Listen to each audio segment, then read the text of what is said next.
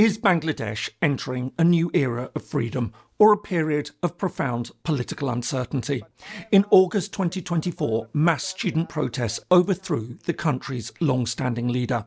However, while the revolution was hailed as a chance for Bangladesh to establish a new political system, there are already fears that it could instead lead to instability in one of the world's most populous countries.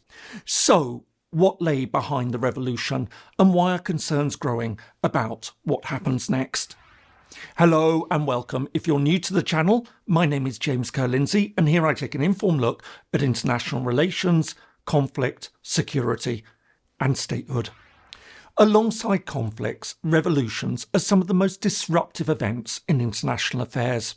Sweeping away an old order, they represent a profound break in a country's domestic politics, often with broader regional and sometimes even global implications. But while revolutions can dramatically change a country for the better, wiping away a corrupt or authoritarian regime and replacing it with a more representative form of government, they can also open the way for instability and uncertainty. One of the most significant revolutions in recent years has just occurred in Bangladesh. In early August 2024, student protests ousted the government after weeks of demonstrations, forcing the country's long-standing Prime Minister to flee. However, while many have hailed this as a chance to break the dominance of the two parties that have controlled Bangladeshi politics for decades, the new administration faces enormous challenges. The People's Republic of Bangladesh is located in South Asia.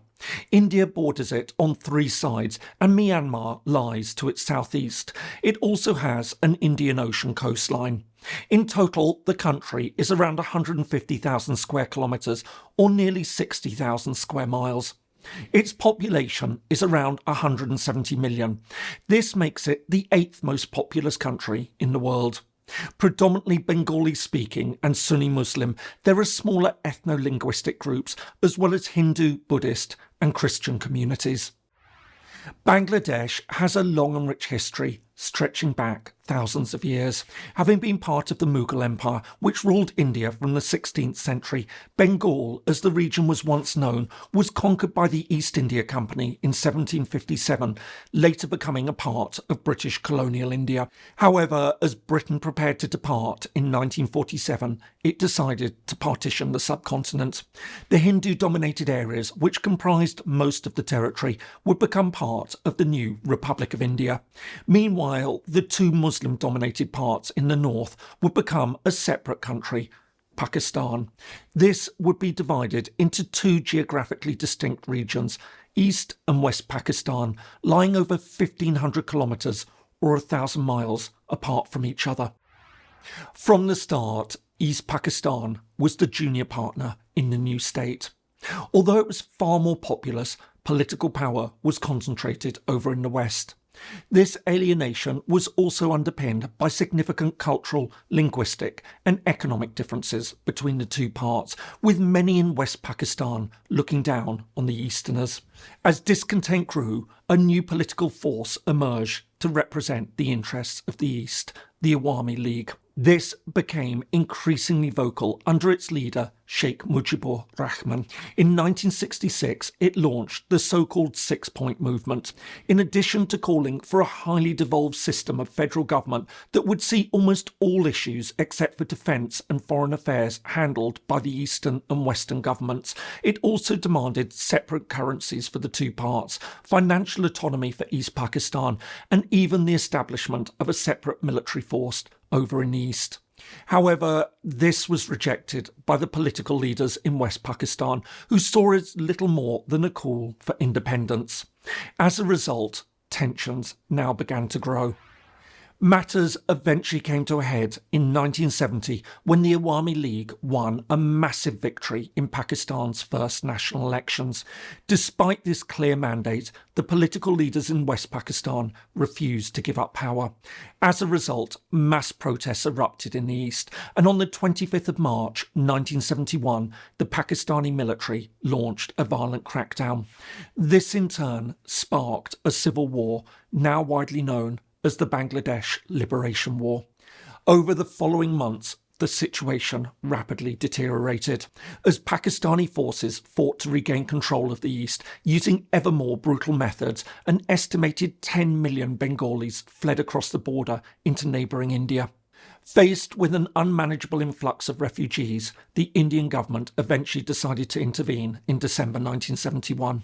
Just days later, Pakistani forces surrendered and Bangladesh gained its independence.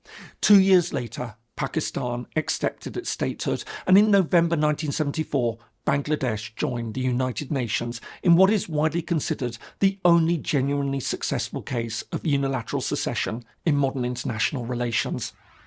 I hope you're finding this useful. If so, please do consider giving it a like and subscribing if you haven't already. Thanks so much, and back to the video. Following independence, Bangladesh faced enormous challenges. As well as the task of building a new state, it also faced the difficulties of post-war reconstruction. This would pave the way for decades of political instability. Having become a parliamentary democracy, the Awami League, led by Mujibur Rahman, won an overwhelming victory in the first national elections held in 1973. Driven by secular socialism, many hoped that it would be able to put Bangladesh on a new course. However, opposition to his rule soon grew. With a faltering economy and claims of rising authoritarianism, Rahman was assassinated in a military coup in 1975. Following a second military coup a few months later, a new regime emerged under another unrelated Rahman, General Ziaur Rahman, the Army Chief of Staff.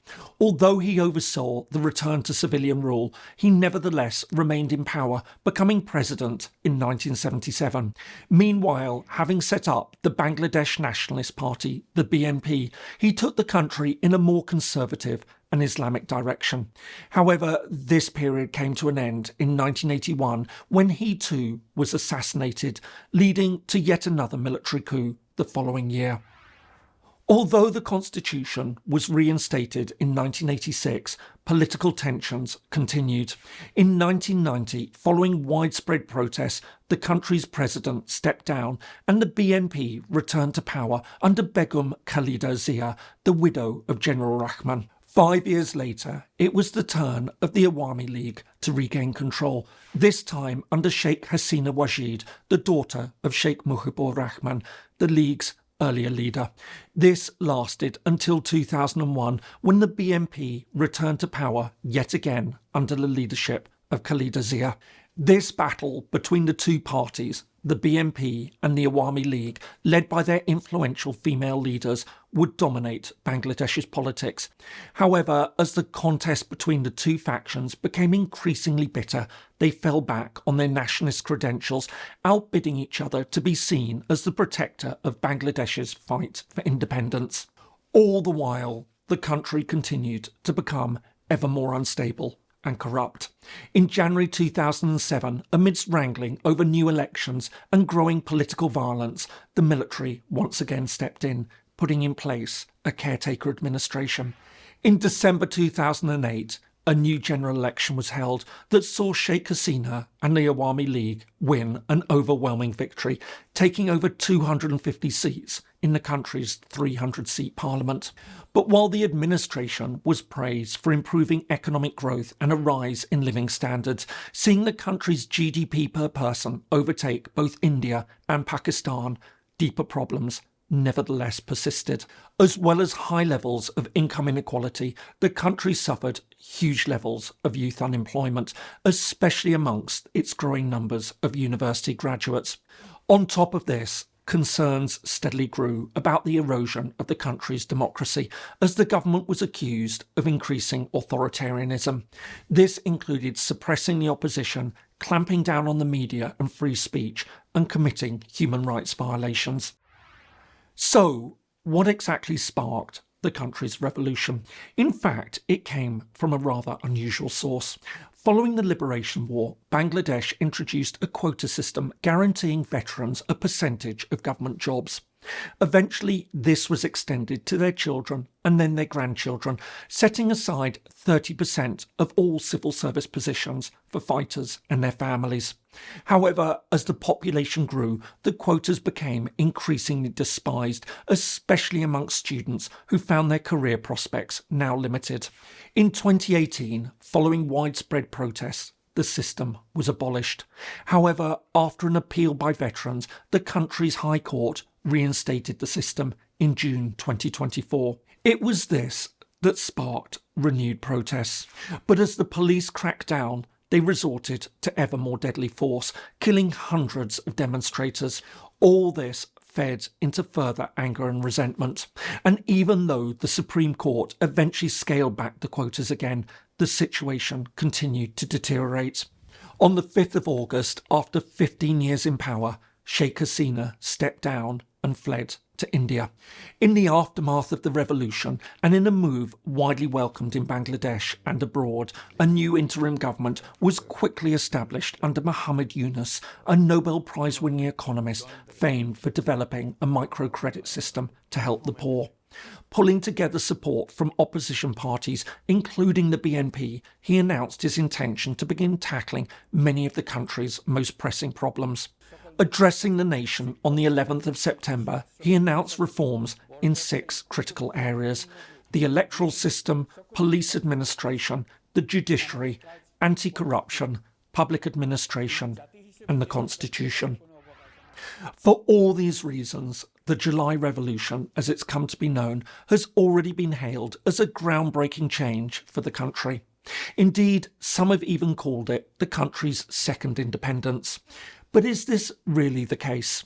While the revolution is already seen as an opportunity to break free from the dominance of the 2 main political parties, the country now faces many challenges in the short, medium and long term.